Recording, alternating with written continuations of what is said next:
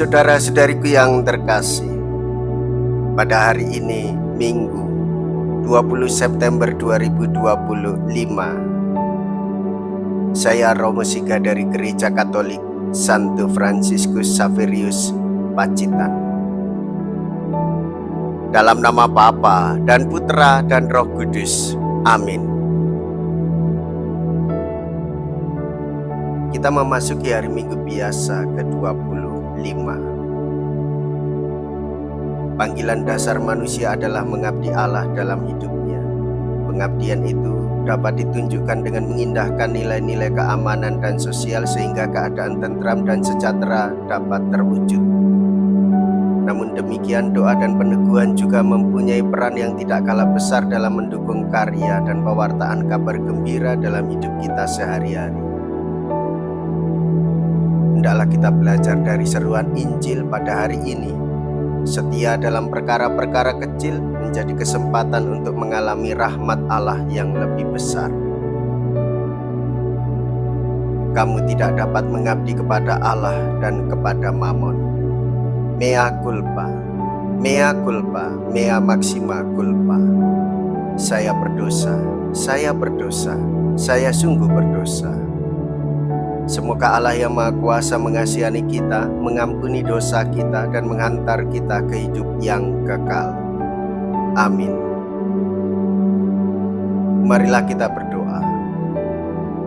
Allah Bapa yang Maha Kasih, Engkau mengendaki agar semua orang mengabdi kepadamu secara total sehingga dapat memperoleh anugerah keselamatan.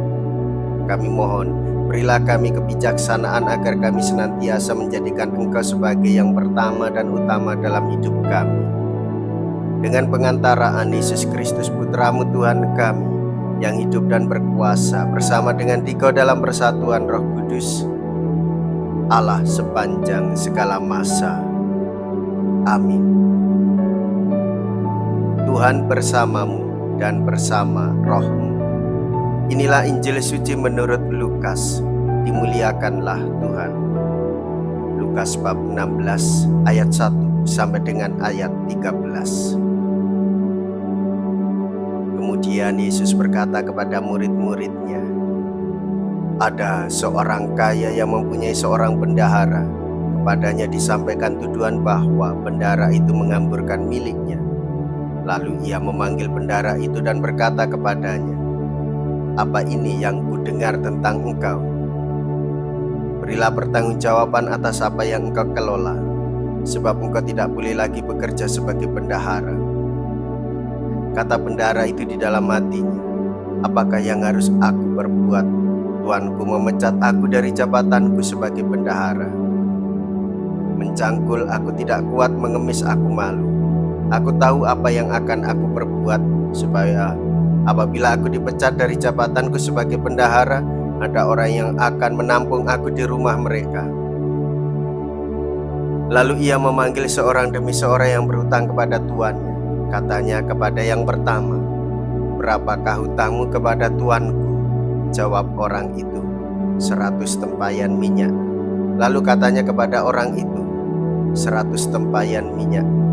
Lalu katanya kepada orang itu, terimalah surat hutangmu, duduklah dan tulislah segera 50 tempayan. Kemudian ia berkata kepada yang kedua, berapakah hutangmu? Jawab orang itu, 100 pikul gandum. Katanya kepada orang itu, terimalah surat hutangmu dan tulislah 80 pikul. Lalu Tuhan itu memuji bendahara yang tidak jujur itu karena ia telah bertindak dengan cerdik. Sebab anak-anak dunia ini lebih cerdik terhadap sesamanya daripada anak-anak terang. Aku berkata kepadamu, ikatlah persahabatan dengan mempergunakan Mammon yang tidak jujur, supaya jika Mammon itu tidak dapat menolong lagi, kamu diterima di dalam kemah abadi. Siapa saja yang setia dalam hal-hal kecil, ia setia juga dalam hal-hal besar. Dan barang siapa tidak benar dalam hal-hal kecil, ia tidak benar juga dalam hal-hal besar. Jadi jikalau kamu tidak setia dalam hal Mammon yang tidak jujur, siapakah yang akan mempercayakan kepadamu harta yang sesungguhnya? Jikalau kamu tidak setia mengenai harta orang lain, siapakah yang akan memberikan hartamu sendiri kepadamu. Seorang hamba tidak dapat mengabdi kepada Tuhan, karena jika demikian ia akan membenci yang seorang dan mengasihi yang lain, atau ia akan setia kepada yang seorang dan tidak mengindahkan yang lain. Kamu tidak dapat mengabdi kepada Allah dan kepada Mammon. Demikianlah sabda Tuhan. Terpujilah Kristus. Saudara-saudariku yang terkasih, gereja pada hari ini mengajak kita semua untuk tunduk taat setia kepada Allah dengan melakukan perkara-perkara kecil, sederhana, dan mungkin tidak dilihat orang. Namun apa yang kita lakukan, apa yang kita kerjakan itu sungguh memiliki manfaat atas anugerah Allah yang kita wujud nyatakan di dalam sikap dan tindakan. Kita bisa mengambil sikap contoh dari bendahara yang tidak jujur itu. Apa yang bisa kita ambil? Kecerdasannya di dalam menghadapi persoalan.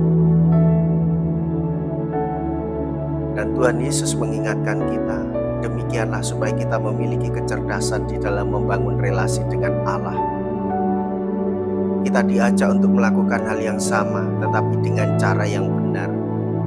Menggunakan sumber daya kita, sumber daya yang kita miliki untuk menolong sesama, sumber daya yang kita miliki untuk membangun hidup bersama, sumber daya yang kita miliki untuk menyebarkan kebaikan-kebaikan Allah, sehingga persahabatan yang kita bangun dengan harta kebaikan akan menjadi berguna bagi siapa saja. Inilah anugerah yang diberikan oleh Allah, yaitu kecerdasan. Inilah berkat dan rahmat bagi kita untuk selalu berpikir menghadapi persoalan dengan baik pula.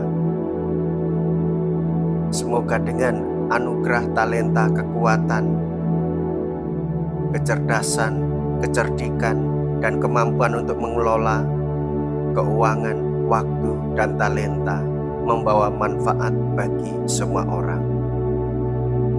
Marilah kita berdoa. Allah Bapa yang Maha Kasih, semoga dengan kekuatan rezeki surgawi yang telah kami terima ini, kami dimampukan untuk mengabdi-Mu dengan setia. Ajarilah kami untuk berani melawan segala bentuk penindasan dan ketidakadilan dengan cinta kasih yang bersumber dari-Mu, sehingga kami layak bagi hidup yang abadi. Dengan pengantaraan Kristus Tuhan kami. Amin. Tuhan beserta kita, sekarang dan selama-lamanya. Semoga Allah yang Maha Kuasa memberkati saudara sekalian, Bapa dan Putra dan Roh Kudus. Amin. Saudara-saudariku yang terkasih, pergilah, ibadah sabda sudah selesai. Syukur kepada Allah.